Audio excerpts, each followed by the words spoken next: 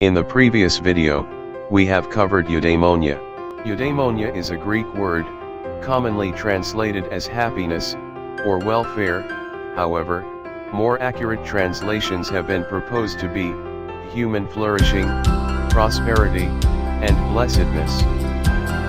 In this video, we will look at the good life, in the perspective of other great thinkers.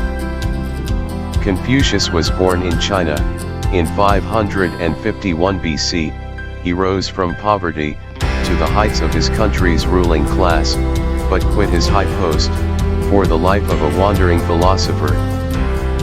The Analects is a collection of his teachings on education and government, the definition of nobility, the equality of man and the right way, and purpose of living. His ideas eventually spread to the West, and influenced the great thinkers of the Enlightenment.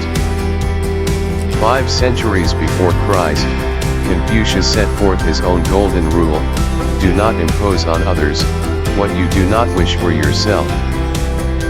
The golden rule is the principle of treating others as you want to be treated.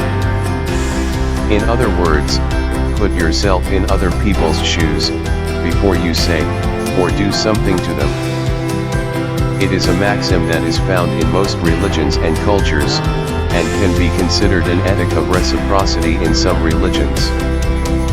A key element of the ethic of reciprocity is that a person attempting to live by this rule treats all people, not just members of his or her in-group, with consideration.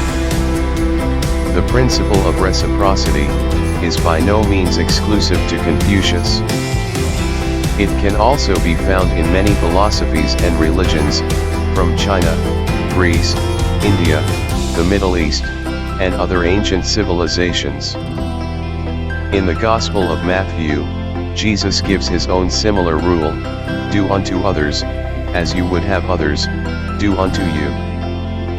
Do you have a golden rule that you follow, a core ethical principle that guides all your actions? In this day of the information age, where it only takes a couple of seconds to type out a message that can fuel the anger of a worldwide audience, reciprocity has never been a more appropriate principle to live by than now. Of course, it doesn't mean doing nothing or staying silent. It simply requires you to show respect and understanding for others before doing or saying something you're likely to regret later. This can lead the way to a good and happy life. Socrates lived in Athens, and was born in 469 BC, and died in 399 BC. Socrates' father was a stonecutter, a skill which Socrates took up later in life, when he dropped out of the Greek army. And his mother was a midwife. Socrates was an amazing philosopher, who is most well known for developing the Socratic method. The Socratic method is a method of argument, in which the two sides of the arguments try and contradict each other, to make their own argument seem stronger. He believed that philosophy should achieve practical results for the greater well-being of society. He emphasized the idea that the more a person knows, the greater his or her ability to reason and make choices that will bring true happiness. Plato examined the issue as presented in his dialogues. Plato never spoke in his own voice in his dialogues, but spoke as Socrates. One dialogue provides Plato's version of a speech given by Socrates to defend himself against the charges of corrupting the youth and impiety charges that Socrates ultimately was convicted of and sentenced to death. Socrates, in the dialogue, says that he can't stop examining his own life, because the unexamined life is not worth living. What Plato is telling us is that a person who merely wakes up in the morning, goes to work, does his job, comes home, watches television, goes to bed, and then repeats this process day in and day out, for his entire life, never really reflecting on what he should be doing, or what he values, and why, is a life that is not worth living. In order to live a good life, one should become a master of himself, using his reason to lead his passions, as well as doing what he can to help promote the stability of his community. The just person not only does his part in order to maintain the stability of the society and the community, but is also in control of himself, and is not ruled by his desires. Is Plato's position reasonable? Millennials might find it unusual that his conception of the good life would be tied so closely to what appears to be a significant restriction of individual freedom.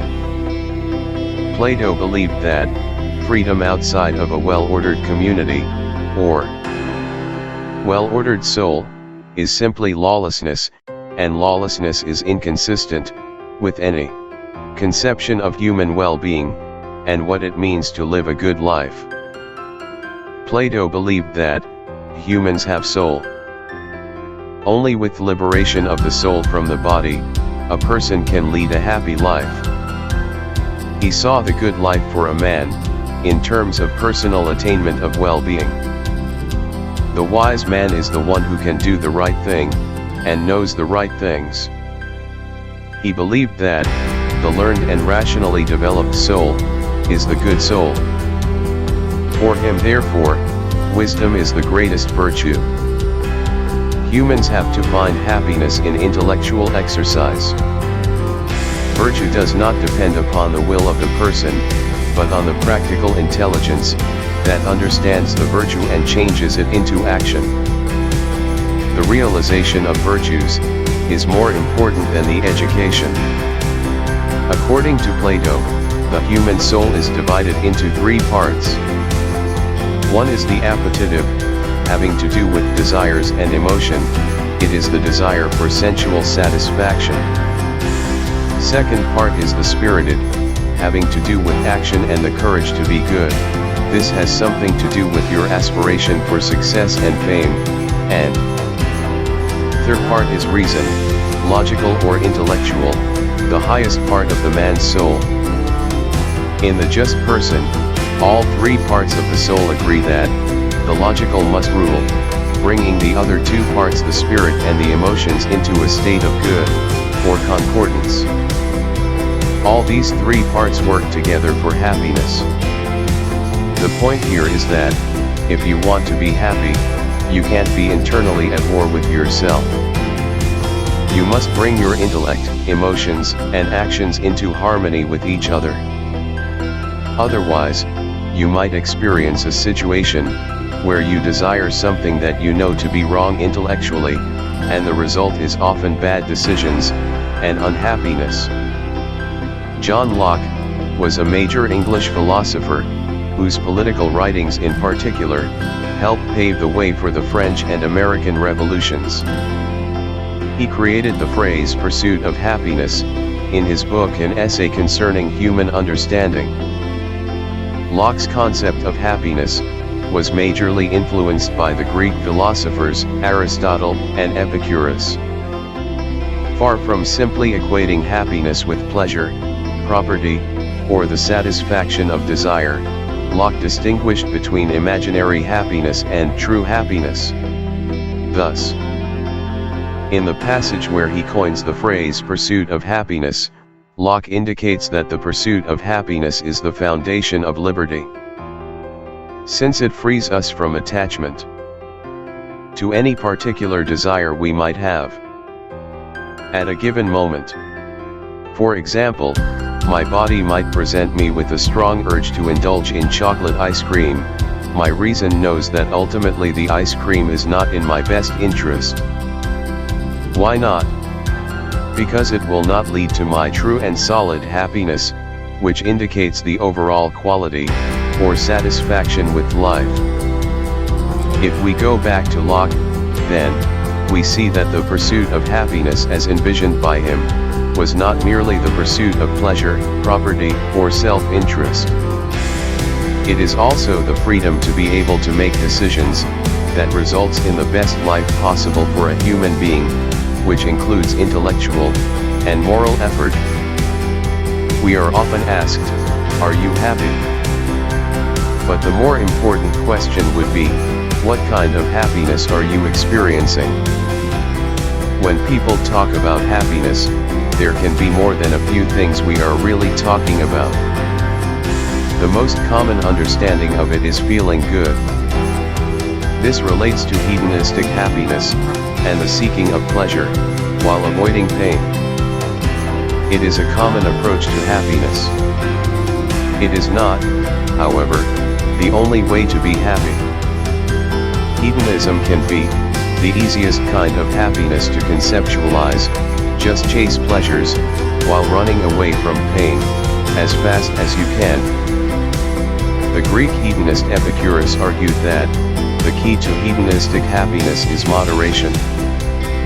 Living a life of simple pleasures would maximize pleasure experience over the long run. For example, while we might be tempted to live richly, even for a short time before returning to a typical lifestyle, Epicurus argues that this will make us less happy than if we just lived moderately all along, as then we cannot miss luxury. John Stuart Mill, a strong advocate of utilitarianism, said that, to really achieve hedonistic happiness, we should develop our intellectual abilities, and find pleasure in their use, rather than seeking the happiness of a pig. The other one is eudaimonic happiness. It is the idea of having a worthwhile life, rather than an explicitly pleasant one. Eudaimonic views of happiness and well-being emphasize the role of self-discovery and personal growth as a means through which we achieve a truly satisfying life. Cultivating eudaimonic happiness means setting aside momentary pleasures in favor of long-term goals. In other words, this approach helps you develop resilience and discipline, two qualities that prove extremely useful during times when things don't go according to plan, and you're forced to face all sorts of adversities. All in all, the eudaimonic approach to happiness and well-being is character building. A lifestyle that focuses less on pleasure-seeking behaviors, and more on virtue, and the expression of our inner potential. According to Carol Reif, eudaimonic happiness is made up of 6 crucial elements. Autonomy, being an independent person who doesn't care that much about other people's opinions and is confident enough to pursue his/her own path in life. Self-acceptance, accepting yourself wholly, with strengths and weaknesses, and seeking ways to improve yourself on a constant basis. Purpose in life, discovering something meaningful that goes beyond the small pleasures of life, something that guides your every action and decision. Personal growth, the need to explore your inner potential and use it to pursue your real purpose in life. Environmental mastery, learning to navigate your environment effectively by using the internal and external resources you have at your disposal. Positive relations, investing in meaningful relationships with people who resonate with your needs, desires, and overall views on life. Cultivating eudaimonic happiness and well-being is a lifelong journey. It's not just something you do for a limited period, but something you invest in on a constant basis. Here are 5 strategies to cultivate eudaimonic happiness. 1. Develop a mindful attitude towards yourself and the world. The first step towards cultivating eudaimonic happiness is a change in attitude towards yourself and the world. A mindful attitude means being in control of your actions and decisions. It means being present in every activity that you perform, and paying attention to the changes that may occur in your environment. By choosing to live in the here and now, you will be able to make conscious decisions, and avoid being carried away by life's never-ending tasks and distractions. 2. Accept your entire self. It is difficult to overcome obstacles, and make positive changes, when you're too ashamed or stubborn to admit, you're not the person you think you are. It's impossible to achieve lasting happiness, when you waste your inner resources, trying to hide your flaws, and weaknesses. By accepting yourself, as a flawed but unique human being, you will cease to pretend you're someone else, and start focusing on who you truly are. 3. Live a purpose-driven life. People who lead purpose-driven lives, have a better shot at achieving lasting happiness. Instead of moving from one goal to another, without a clear direction or a bigger plan, choose to follow a lifelong purpose. Aim high, and build your entire life, personal, professional, social, around a single ideal, that governs your every action and decision. 4. Invest in skill mastery by knowing what you're good at, investing in the talents you already have, and making an extra effort to acquire new abilities, to create a happy life. Education and skill mastery don't always have to be formal, all you need is the willingness to study, and practice enough, to sharpen your skills and adopt new ones. 5. Cultivate positive relationships. Human beings are, by nature, social creatures. We share goals, exchange ideas, offer emotional support, and help each other grow. People who encourage you to express yourself freely, people who can listen and empathize with your struggles. People who offer you support when the going gets tough, these are the kind of people that will motivate you to achieve lasting happiness. Eudaimonic happiness and well-being are part of a lifelong journey, a journey that will bring you authentic joy, and fulfillment. Are you ready to pursue that journey? This has been Eddie. Thank you for joining me, as we delve into human flourishing and good life, in the perspective of selected philosophers. See you next time.